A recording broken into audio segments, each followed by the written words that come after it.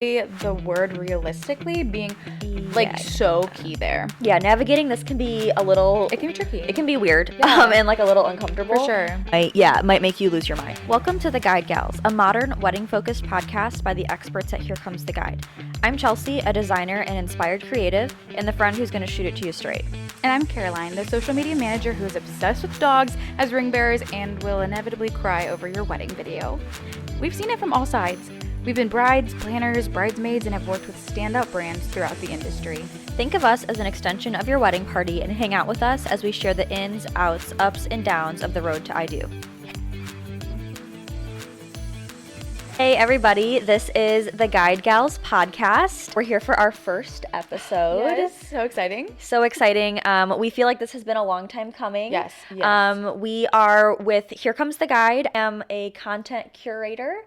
I have my hands in a lot of creative aspects of the wedding industry, working on editorial, branding, and a lot of design heavy stuff. Yes, and I am the social media manager at Here Comes the Guide, so I love all things creative as well, which makes us like such a great fit for each other. And also wanted to mention where we are right now. Yeah, we're in Nashville. Super fun.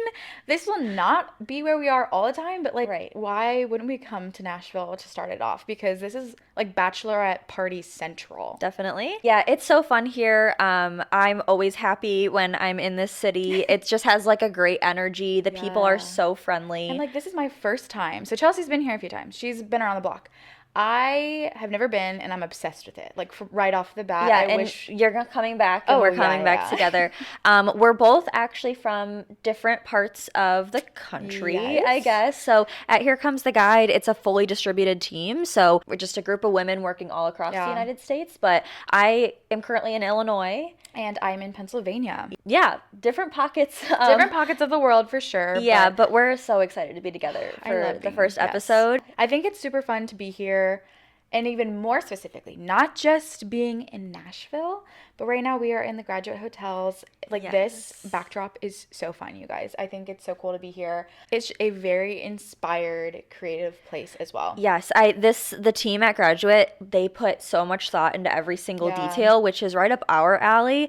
Everything is so curated and just thought through, like every single detail. And we are in Barbie's dream house right now, which is really cool. Yes. So, definitely check out Graduate Hotels if you're looking for a place to stay. It's a perfect place for a bachelorette party. Like, it's not just in Nashville. Like, that's where we are right now. Yeah, all across the country. And all of their hotels are super cool. But I think this one specifically has our heart. Mm-hmm. I do want to tell you that we have pro tips at the end from a wedding planner at Here Comes the Guide, and they are things that I hadn't thought about. So definitely stick around for those. And at Here Comes the Guide, there are so many experts and people who have worked in all parts of the wedding industry. So we're definitely going to utilize those strengths that we have. And you can expect some tips, pro tips at the end of every episode. For sure. So should we get into it? Yeah, let's go ahead and jump into our first episode, talking a little bit about obviously some wedding planning, but more specifically how to budget your wedding, because that is a process. Yeah, and it's a really good place to start. It's like really is a piece that sets the framework for all of the planning ahead, and will like really lay things out so that it's easy to, kind of categorize stuff for yourself. And less stressful, because if you can get this out of the way from the get-go, you are just setting yourself up for a better process. And that's why we're starting with this as our first episode. Exactly. So, all right, jumping into step number 1, figuring out who's contributing. It could just be you and your fiance, truthfully, and then you're done with this step. But it is really nice to be able to talk to other people, family, friends, your new in-laws, whoever it may be, and just figuring out who is going to be throwing some money into it. Just getting that laid out and having some conversations around it can be really great. Obviously, not that you're expecting like other people to have to put money into it, but they could be more than willing to. So definitely start this conversation here. And you might, like Caroline said, not be expecting, but you also might have certain expectations already attached to this. But you never really know without asking and having the conversation. So this can be awkward in some cases. But I mean, like the worst that can happen is that they say like, sorry, no, I'd love to help, but I can't. Yeah. And like, you never know. One of your family members might have their heart set on doing a certain thing for your wedding and contributing in a certain way.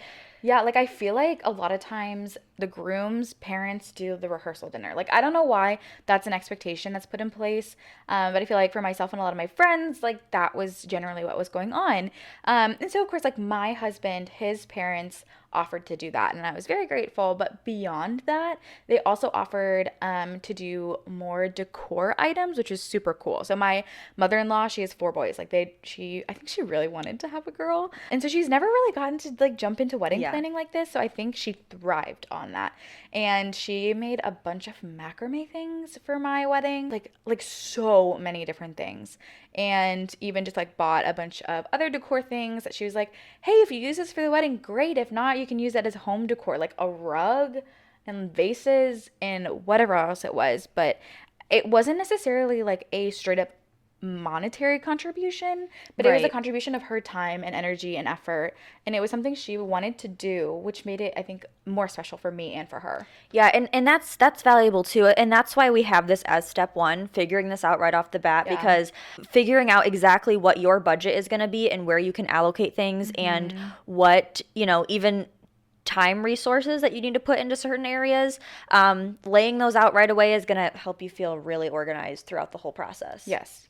So once you figure out who is contributing, whether that's a lot of people or just the two of you, it's time to crunch the numbers. In short, you're going to want to come up with an overall number for that big day. So you're going to figure out what you and your partner can realistically put into the pot there. And then, once you have that figured out, you're going to, just add it up with the contribution number above, and then you're going to have your total number for your wedding budget. Okay, but like truly the word realistically being like so key there, because like realistically and comfortably, like what do you already have saved up?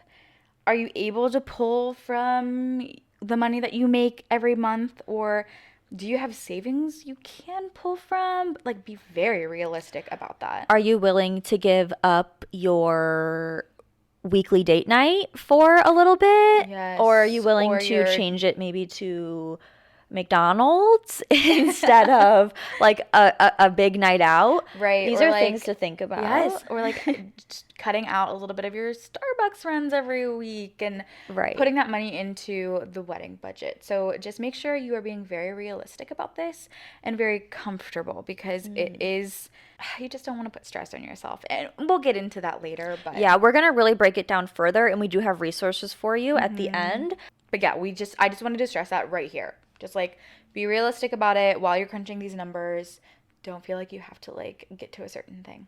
Now that we have figured out the contributions and kind of crunched the numbers to the ballpark, we want to think about guest count now. So step 3 is kind of to estimate your guest count, because this is going to affect so many factors. Things like, can the venue of your dreams actually even accommodate that many people? Or how much food and drinks and things do we need to provide? Because those are like the 2 biggest portions of your budget. That's really going to be a big cost of it. And you really want to think about these numbers, because when you can break it down into a per person cost, it can be super helpful. So at this point, we've crunched the numbers. Let's even take that a step further.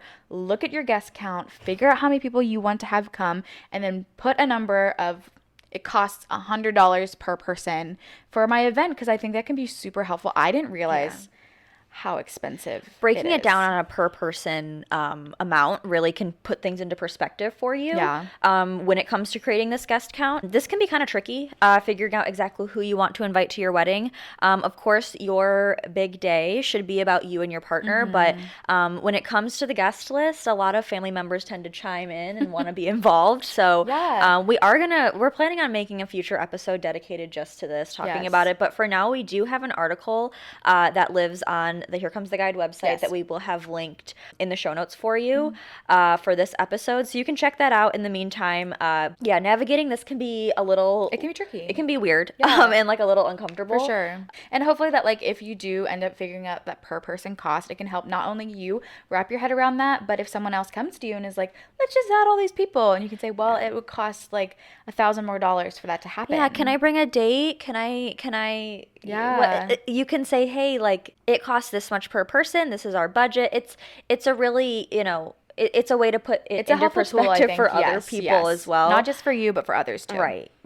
The next step is going to be choosing your non-negotiables. So, non-negotiables are things that you and your partner are going to decide that are the things that have to happen at your wedding. They're really special to you.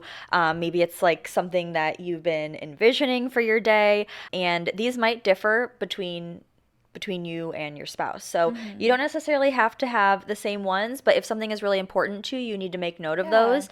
And this is something too that you might end up spending a little bit more money on. Of course, we have a guide that kind of breaks down the typical like spliced up costs for each of these categories. And like really, yes, you might be spending more on it, but then once you choose those things that you're going to like prioritize above everything else, budget for those first. Just get that, make sure, because if it is a priority to you, put more money there, and you're going to be really happy with being able to do that. Not all weddings are going to look the same. Not every priority that you have is going to be the same as your fiance's or even like your friends or your parents. People might tell you to do differently, but like if you want to have a live band, Right. have a live band. Put your budget there immediately. Yeah, where other people might be fine with making a Spotify playlist and just putting it on the aux cord. But yeah, if you have something that really means a lot to you, make note of it, set it aside, and plan those things first. And right. If you have deeper pockets, you can pick more than one thing. You can pick a couple of things if you want. But I think definitely like a good framework to start with, pick that one thing that you have in mind. Have your fiance pick that one thing in mind. Maybe go back and forth, kind of figure out that framework for what is super important to you, and then yes, and be receptive. Remember that you're marrying your partner and you like them. So say that your partner really has a focus on wanting a late night snack, and they want to have like fast food catered, which I think is so cool. I actually think that's so cool. Like I've seen like In-N-Out at weddings and stuff. It's just like really fun. I love it. But maybe you don't care about that, and maybe you don't like that. I don't know. You just have to keep your ears open and your heart open to what your partner would want as their non-negotiables. I think that's a good practice too. Yeah. Because that's not going to be the last time you could have a conversation like that. But yeah, good thing to keep in mind right from the get-go. All right, step number 5 is to do your research, because like everything else in the world, it's a lot, and it comes with unexpected expenses. Yeah, there are a lot of times hidden costs to stuff that maybe aren't meant to be hidden, like they're not hiding it from you, but just stuff that if you're not immersed in the wedding industry and wedding planning on a daily basis, you might not know that these things exist. So you do have to set aside money for tipping certain vendors, keeping that in mind, which added expense for sure. And venues, even ones with all-inclusive packages, sometimes there are charges that kind of end up being a little bit more a la carte. Like there might be like tear down costs. Like you might have to end up paying like per rental item. Like chairs can be a factor, which I mean, if it's all inclusive, that's usually included, but you never making know. Sure. Yeah. And that's the thing. It's like you just need to educate yourself depending on the venue you're working with, the package that you got. Just make sure that all of those things are figured out, because it's going to help you have a better control of your budget and just like know what you're getting yourself into. And not even just like your venue, your package, just understanding that certain regions are going to have different expenses, different cities. If you're doing something like in Manhattan, it's going to be more expensive than a backyard barbecue, or the time of day. Typically earlier in the day is cheaper, or if you do a weekday wedding versus a weekend wedding, those are like off season in certain places. You can get kind of like discounted rates, but even off season in different areas is different. Yeah, it depends on the weather. So doing your research on that is going to help you navigate those costs. Step 6 is going to be doing the math, which isn't as hard as it sounds. To me, math always sounds unpleasant, but you're basically going to look back at these first 5 steps, see the work that you've done, and then you're going to have to do a little bit of a reality check Does the budget breakdown, do the numbers involved match the vision? Does it match the non-negotiables that you mentioned? Does it Yes. match the guest count that you're anticipating having? So you might have to go back and rework a few of these things if it's not Yeah. realistic sounding with the amount of money that you're going to be putting in. But once you have that, you're gonna just start to break things down and kind of assign a dollar amount Yeah. for each of these categories. We do have a worksheet for you. We're gonna go over that in just a minute here, Yes. in a little bit more detail, but it's a free downloadable, and it's going to help you, give you the framework to do all of that math. It's so Super good. easy. But yeah, having this all laid out is going to make it very simple for you when you're planning stuff. If, for example, when you're looking at a photographer, you're going to look at certain photographers that fit into your allotted photography budget. So, Yeah, yep. yeah. So one thing I really do want to stress here is do not go into debt just to be able to say I do. And this is something that I don't think is talked about enough, so I do really want to stress it here because I think a lot of times the pressure to have this perfect wedding that you've always envisioned and I'll do whatever it takes to get there is not healthy. Like you can still No. accomplish the wedding of your dreams without doing that. Right. And we're doing our best to bring information to you that is only going to help you and never hinder you. So I think that in the world today, going into debt is extremely easy to do and it's almost normalized. Yes. And we don't believe in it in No, 'cause, any like, realm, but we all know especially that not for planning a no. wedding. Right, and we Yeah. all know what the number one cause for divorce is, right? Like, Yeah. don't start off your marriage like that in swimming in debt. It's just, yeah, trust us when we say you can still accomplish a champagne wedding on a beer budget. And that's what we're here to help you with. We have lots of tips Yes. for doing that. But there are some, spending tips that I'm going to throw out at you. I jotted a few down here. So as soon as you get engaged, you can start putting aside some savings. Like we mentioned yeah. a little bit ago, like maybe that means skipping Starbucks and making the coffee at home. Right. At least a couple days a week. And if you are going to use credit cards, use them responsibly. Oh, yeah. It's tempting to rack up, some debt, say justifying it by saying I can get points for this. Oh my gosh, which a lot of yes. times, I mean, that is valuable. It is, but make sure that you're spending the money that you have, and or like that paying them is off paying them off as you yeah. go, like making sure you have that in there because, I mean, yeah, we paid for our honeymoon off of points, but like never spending more than what we actually had. Yeah, that's a really good one. Yeah, and another thing that you can do is open up a separate checking account, just for your wedding budget. So as soon as a paycheck comes in, you can start allocating certain percentages. This is something you can do in your everyday life too, whether you're planning a wedding or That's not. I very know that I true. do that Yeah. with my bank accounts. I have so many accounts, and just allocate. It's really smart. And then be on the lookout for deals and discounts too, because I know we mentioned depending on the time of year, there can be discounts and stuff like off seasons, day of the week, but a lot of venues do offer other deals and discounts. Military first responders, a lot of times they will do stuff for that. And on our site, we actually have like a whole section dedicated to this. And it's like you go to the deals and discount page, you go to the state you want to get married in, and like you can see the venues, the deals and discounts there. So it's not like you're wading through all of these, like it is organized. Yeah, you can really separate it out for yourself. Yeah. Yeah. And see like what's available in the area for you. Yeah, truly. And it never hurts to ask. So if you're touring a wedding venue and you're kind of wondering if they're offering anything, ask. Yeah, for sure. It never hurts. At the end of the day, it's really important to remember that like no matter how much money you spend, what's really important is that at the end of the day you're getting married, and the joy that you feel on the day is going to be like far outweigh the amount of money that you spend. Like you're not going to have a better wedding necessarily because you spend more money. It's really like the thought that you put into these details, the people that are there, the experience, and ultimately like you're marrying your person. Right. That's the biggest thing. Yeah, keep the focus where the focus should be. No matter what, it's going to be beautiful. Yeah. And one other thing too, there may be resources available to you, so really rack your brain for that. I know you have an awesome example. Oh my gosh, okay, yes. With your wedding. Yeah, so my wedding, we ended up having a short engagement because of this, but it was because we were able to get a reception venue for free, which is And those are huge. huge. That's a huge chunk It's a of huge your budget chunk. is the venue. So, Yes. And yeah. so we were able to free up so much more of our budget for this. So like if we were to fill out this worksheet, when we found that out, like we would have been able to allocate some of what we had set aside for that budget elsewhere. So Right. not everybody is going to have that experience. I'm really glad that I was able to.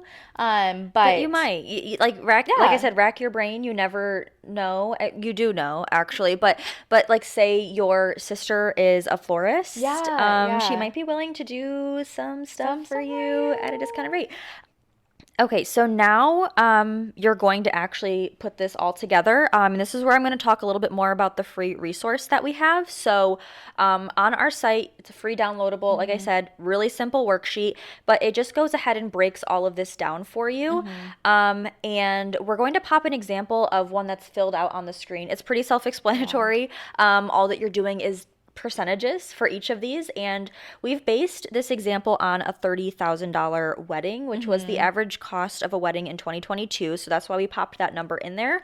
But yeah, and then keep in mind too, all of those little percentages are just the average costs for each of those categories. Right. So for example, Caroline had her venue that was free, Free, so you would yeah. adjust that 0% for Just that make one. sure that all of your percentages add up to 100. Good point. Because you don't want to accidentally overspend because you didn't double check that that number was the even 100. So just Right. watch out for that because, yeah, would hate that.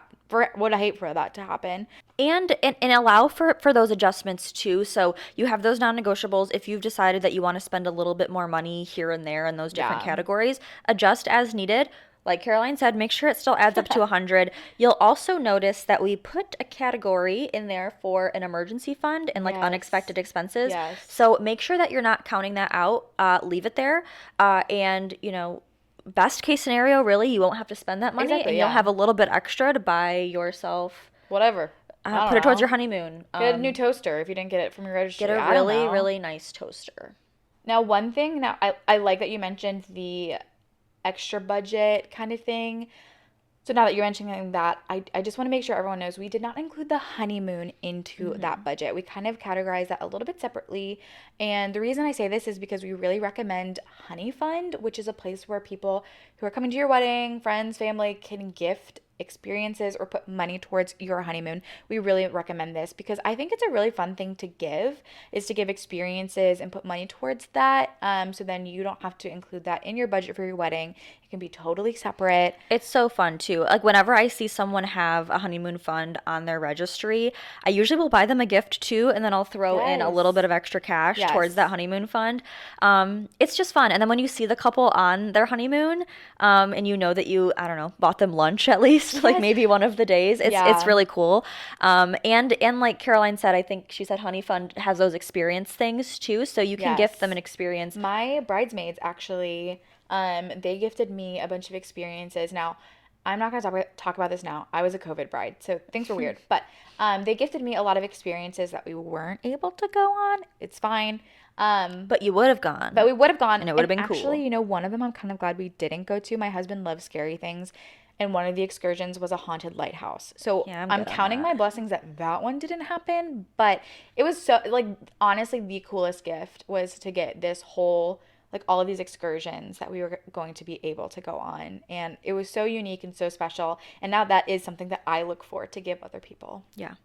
All right, as promised, we have some pro tips for Oh, you. yeah. So these are coming to you from Haley at Here Comes the Guide, who is a former wedding planner. And she was so good at it. Yeah. She is so incredibly talented. So it was so important for us to be able to get her insight. Yeah, she has such a great attention to detail. Yeah. And yeah, she's super knowledgeable in this area. So we've pulled some of those, and I'm going to read them out to you. So the first thing that she says is to remember that your time and sanity are major factors in planning too. There are things that you may plan to tackle Yeah. yourself in the early stages of planning, but once you get there, it's too much for you to do without pulling out an eyeball. Yes, Uh, yeah. Like, I feel like that has to do with, okay, a fair amount of DIY for your wedding, totally. But that's such a good DIYing tip the whole thing might make you lose your mind. because you have to put so much time into that. Like, Yeah. and your sanity is a factor. Oh, I love that. I personally get myself in over my head, not necessarily with wedding DIYs, but with just life DIYs. It's not always a good idea, guys. Yeah. Yeah, planning a wedding is a lot of work. Make sure you're being realistic with the plan that you lay out. The next tip is to make sure that you give some room in your budget for things to come up. So we already talked about this. Having that emergency fund is necessary. Have a little bit of for that like sure. extra change set aside for this. She also says this event is an ever evolving thing. Things may change as you narrow down on your preferences and guest yeah. counts. So that's true too. I know like sometimes you can even like forget to invite certain family members that you Oh my realize gosh. later on Yeah, should like, be on oh. that list. So then you might have to include them and all their kids too. So Yeah, that actually did happen to me. it's easy to do. I forgot one of my great aunts. Like one of my grandma has so many sisters, and I forgot one of And it's not them. for lack of caring, Yeah. Caroline's great aunt. No, I'm It's really not. sorry. I am. It's hard. And when you are planning your own wedding for the most part, if you're not hiring a planner, these things like really It's hard. Yeah. it's hard. Haley also says to be smart with your spends. So she says if you're up against a tight budget, don't spend money on the favors. Your guest will never remember. And That's so Yeah. true. She mentions a koozie. I'm just like, yeah. There are so many that I'm like, that was done really well. If you do your favors really well, it adds. Snacks are awesome favors. Oh, I actually do love those. Yeah. And one of the other ones I liked, and this isn't for everybody, we got succulents, and some of the That's other a really guests cute. didn't Let the want love them. grow. I feel like I always see that Yes, on I think that was that's really exactly cute. what it was. And I Yeah. took a bunch of succulents because the other people at my table were like, I'm traveling, like I can't take this home. And I was like, I Yeah. will take that from Yeah. you. And I loved it, but I personally actually didn't plan for favors because we were also like, we'd rather put our budget elsewhere. Yeah. Just, yeah. Okay, Haley's last tip. Your vendors work so incredibly hard to make your day special. So, people who work in that wedding industry usually love weddings. And if they Yeah. don't love weddings, then you probably should avoid hiring them. Yeah. But they do. They love weddings and they care about bringing your story to life. That's what it's really all about. Every wedding is unique. So, I actually really don't think I could be like a full-time wedding vendor. As much as I'm obsessed with weddings. I love them and I It's hard love the work. creativity of it. It's really hard work and I think I'm too fragile for it personally just because of who I am as a person. And so these people who like work so hard to make sure that in you get weird your dreams. hours and late Weird- hours yes. and weekends, like inconveniencing And like themselves. who ultimately are like they have your back. They are the do. ones who are fighting for you to get Yeah. your dream. And they know what's best. But the wedding industry gets a bad rap for how much events cost. So Yeah. behind every price tag, mentions Haley, are years of expertise, costs of operation, staffing, equipment, supplies, time, more probably. Oh my gosh, So yeah. the people that you hire to make your day perfect, and they want your event to go off without a hitch too. So there's so much time and heart that goes into each and every event. And I know when Haley was writing this out, she's thinking probably about like her connections that she made while she was doing this full Yeah. time. But yeah, she says be respectful and appreciative of all the vendors that you hire. So this is stressful. Like planning a wedding is stressful. Your wedding day is stressful. Yes. The closer you get, the more stress you have. So don't take it out on them. They care. They really do. They do. And like I said, or like Haley said, sorry, like the wedding industry does get a bad rap because stuff is really expensive. It's so expensive. It but is. But yeah, there's a reason. There's a reason. Yeah, there's a reason for it. So I hope that there was something in today's episode that will make the whole planning process easier for you. We think that budgeting your wedding is the perfect place to start. Yeah, and honestly, if you can't tell already, we're really excited to walk alongside you in this process. We are.